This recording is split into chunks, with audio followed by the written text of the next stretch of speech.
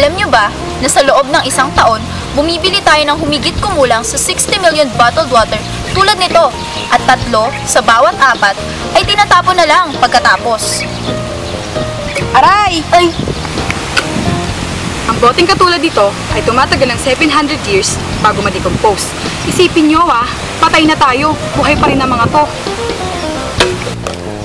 Isa pa, 80% ng mga plastic bottles na to ay hindi na-recycle. Dahil dyan, bawat taon, 10% ng mga plastic ay napupunta sa mga karagatan. Hindi lang yan.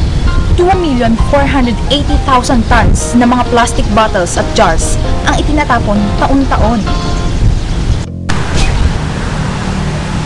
Ang mga plastic bottles na katulad nito ay isa sa mga nagiging sanhi ng climate change.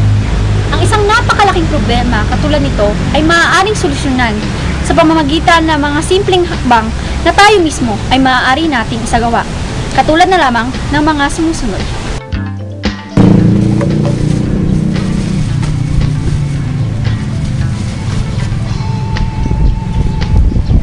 Imbis na plastic bag, bayong ang gamitin. Iwasan natin ang pagsusunog. Sa halip, itapon natin ang mga nabubulok na bagay at ang mga dahon sa compost bin, katulad nito. I-unplug ang mga appliances kapag hindi ginagamit. At tandaan, ang isang malaking pagbabago ay magsisimula sa'yo. Kaya, bawal ang plastic.